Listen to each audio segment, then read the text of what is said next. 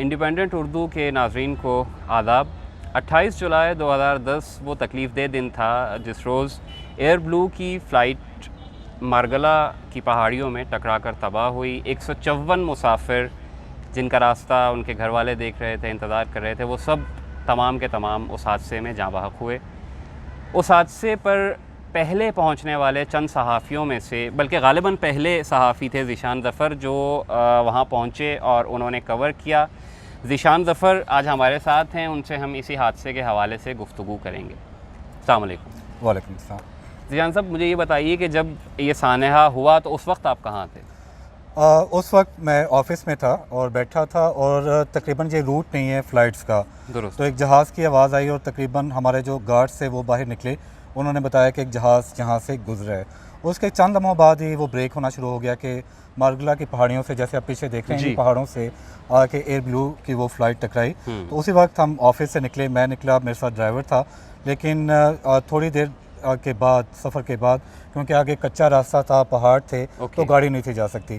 तो फिर हम वो पैदल, एक ट्रैक भी नहीं था, कुछ ऐसे ऊंचे नीचे रास्ते जैसे थे, आप पहाड़ी चढ़ रहे थे वैसे वो चढ़ रहे थे तकरीबन, और तेज़ बारिश हो रही थी। ठीक है, और रेस्क्यू वाले भी साथ थे, पुलिस एहलकार भी हमारे साथ थे। तो वो तकरीबन हमें घंटा डेढ़ लगा, बड़ी मुश्किल से ऊपर हम पहुँचे उस जगह पे। तो कुछ रेस्क्यू एहलकार वहाँ पे पहुँच चुके हुए थे। और लेकिन वहाँ पे उस तरह रेस्क्यू की एक्टिविटीज़ नहीं थी स्टार्ट हो सकी। और बाद में कुछ देर बाद सीनियर ऑफिशियल्स वहाँ पे पहुँचे। उन्होंने वो जो पहले एहलकार वहाँ पे थे तो उनको पुश किया, ठीक है, कि आप काम शुरू करें। लेकिन वो भी हिचकिचा रहे थे, क्योंकि वहाँ पे सीन ऐसा था, मनाजिर ऐसे थे कि किसी का दिल नहीं था कर रहा के पास जाएँ। जली हुई डेड बॉडीज़ थी और मलबे को भी आग लगी हुई थी उस वक्त। ये पहले सीन थे जो जाके मैंने देखे। और वहाँ पे एहलकार तो थे, लेकिन काम ना होने के बराबर था। चंद एहलकार ही पहुँचे थे और बाकी टोलियों में पहुँच रहे थे, जिनके साथ मैं भी वहाँ पे पहुँचा। मुझे आपकी रिपोर्ट जो मैंने पढ़ी थी उस वक्त, जिस चैनल के लिए आप काम करते थे वहाँ पे, उससे भी यही अंदाज़ा होता है कि जब आप नीचे आए तब भी अभी कुछ टीमें ऐसी थीं जो आपसे सवालात कर रही थी कि ऊपर क्या है। मतलब लोग उस तरीके से मौसम की वजह से शायद नहीं पहुंच सके थे उस जी। मौसम जैसे बताया कि शदीद बारिश थी और पहाड़ी रास्ता था, रास्ता बिल्कुल नहीं था, कि जंगल के बीच से फिसलते हुए सारे एहलकार ऊपर जा रहे थे। कुछ की ट्रेनिंग्स भी नहीं थी। पुलिस एहलकार ख़ास तौर पे वो जिन्होंने जाके कॉर्डन ऑफ उसको करना था, उनकी ट्रेनिंग भी नहीं थी उस तरह। और बड़ी मुश्किल से वो पहुँचे, और फिर काफ़ी टाइम वहाँ पे मैंने गुजारा, तकरीबन 2 घंटे। और जब मैं नीचे वापस आ रहा था तो फिर भी रेस्क्यू एहलकार, इवन जो पाकिस्तान इंटरनेशनल एयरलाइन है उसके जो रेस्क्यू एहलकार थे, वो उस वक्त ऊपर वो जा रहे थे।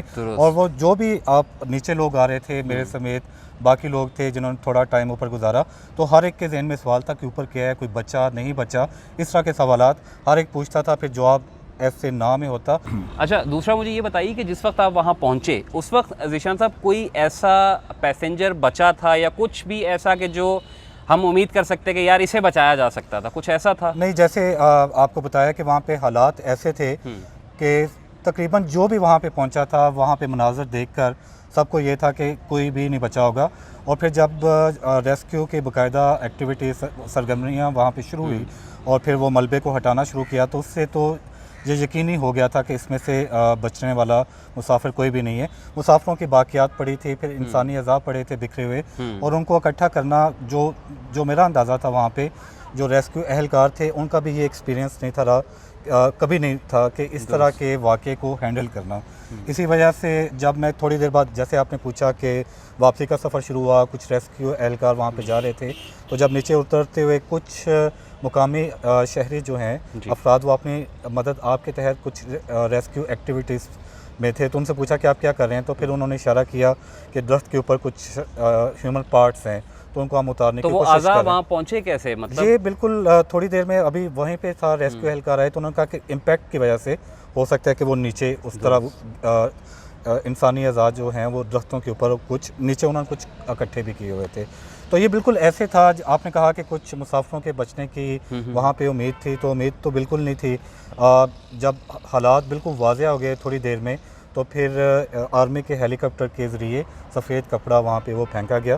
ताकि जो इंसानी पार्ट्स हैं उनको उसमें बांध के, और फिर वो नीचे हॉस्पिटल में, पिम्स में जो है इस्लामाबाद का सबसे बड़ा। तो उस वक्त मौसम इतना बेहतर हो गया था कि हेलीकॉप्टर की एक्टिविटी स्टार्ट हो सकती थी, मतलब इसलिए काफ़ी लेट शुरू हुआ। बारिश उस वक्त पहले काफ़ी तेज़ बारिश थी, लेकिन बारिश उस वक्त भी हो रही थी, लेकिन जो हेलीकॉप्टर के थ्रू जो इमदादी सरगर्मी है वो थोड़ी लेट शुरू हुई जब बारिश कम हो गई थी, लेकिन जब ये हुआ उस वक्त भी बारिश हो रही थी। वहाँ पे हालात इस तरह के थे, जब आपको सामने इंसानी अज़ा, डेड बॉडीज़, उनके जलने की, आग लगी हुई है मलबे को, कुछ बाक़ियात पड़ी हुई थी।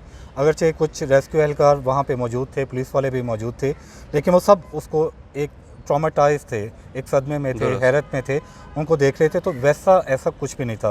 और दूसरा वो मलबा काफ़ी जगह पे फैला हुआ था, ढलवान थी, पहाड़ी थी, तो कोई उसके पास भी नहीं था जा रहा, क्योंकि उस वक्त शदीद बारिश में भी मलबे को आग लगी हुई थी और वो बुझाने की जो मिट्टी और चीकट था उसके ऊपर डाल के उसको वो कोशिश की जा रही थी। राइट।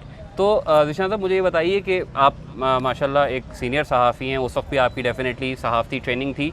उस हादसे के बाद आपकी अपनी क्या फीलिंग्स थी? एक वो जो PTSD होता है किसी भी ट्रॉमा के बाद, जो एक आप कई दिन आपके दिमाग में वो घूमता रहता है, ऐसा कुछ था या आप आसानी से वो भूलने में कामयाब हो गए, या क्या था उस मंज़र में? कोई ऐसी स्ट्राइकिंग चीज़ जो आज भी आपके दिमाग में आती है? इस्लामाबाद में रहते हुए काफ़ी ज़्यादा यहाँ पे जब टेररिज्म थी 2007 के बाद ऑनवर्ड, तो इस तरह के बेतहाशा वाक़यात देखे, जिसमें सुसाइड अटैक्स भी थे, मैरियट में अटैक भी था और इस तरह के वाक़यात थे, लेकिन वो डिफरेंट थे उस तरह के, बिल्कुल गैर मामूली, एक बिल्कुल वो चीज़ जो पहली बार आप देख रहे हैं। और इंसानी पार्ट्स हैं, आग लगी हुई है मलबे से। तो एयर ब्लू क्योंकि उसका क्रैश था, फिर फॉलो अप स्टोरीज़ थी, फिर डेड बॉडीज़ की शनाख्त, वो एक लंबा प्रोसेस था, फिर हैंड ओवर करना, फिर इन्वेस्टिगेशन, ये सारी फॉलो अप स्टोरीज़ थी जो आप कवर करते रहे। लेकिन हर स्टोरी के साथ आपके जहन में वही मनाजिर होते थे। जब आप उस सीन पे पहुँचे, वो जो आपने देखा, तो उसको भुलाने में काफ़ी टाइम लगा। बल्कि दुनिया में कहीं भी एयर क्रैश या इस तरह का वाक़या होता है तो आपको बिल्कुल वो याद आता है जब भी आप वो ख़बर पढ़ते हैं या देखते हैं कि इमदादी सरगर्मियाँ शुरू होने जा रही हैं, या जो क्रैश है वो इस काफ़ी रिमोट है, दूर अफ्तादा इलाका है। तो आपके जहन में अभी इतना अरसा गुजर गया, 2010 की बात है, अब 2019 है, तो वो जहन में फ़ौरी तौर पे वो वाक़यात फ्लैश करते हैं। अच्छा ज़ीशान साहब, मुझे ये बताइए कि ऐसी सूरत हाल में जब एक सहाफ़ी वहाँ पर रिपोर्टिंग करने पहुँचता है तो सिचुएशन को हैंडल कैसे किया जाता है? मतलब, या कोई भी एक लेमैन एक पहुँचता है तो वो कैसे अपने हवास काबू में रखे और कैसे वाक़यात जो हैं, या इमदादी सरगर्मियों के लिए किसी को कॉल करे, या क्या करे? बंदा वहाँ पहुँचे तो कैसे मैनेज करे? देखिए, बुनियादी जैसे रेस्क्यू का था, रेस्क्यू एहलकार उनकी भी ट्रेनिंग नहीं थी इस तरह के वाक़े को हैंडल करने की, यानी उनकी भी ज़रूरत है ट्रेनिंग करने की? उनकी भी ज़रूरत है ट्रेनिंग की। और इस तरह के वाक़यात उसके बाद 2 और क्रैश हुए जो मैंने कवर किए। बोजा एयरलाइन का था एग्जैक्टली 2 साल बाद, वहाँ पे भी जाके बिल्कुल आपको सिचुएशन वही लग रही थी जैसे 2010 में था, कि कोई बिल्कुल एक मरबूत किस्म की वहाँ पे आपको रेस्क्यू एक्टिविटीज़ नज़र नहीं आई। हर एक अपने तौर पे कोशिश कर रहा है।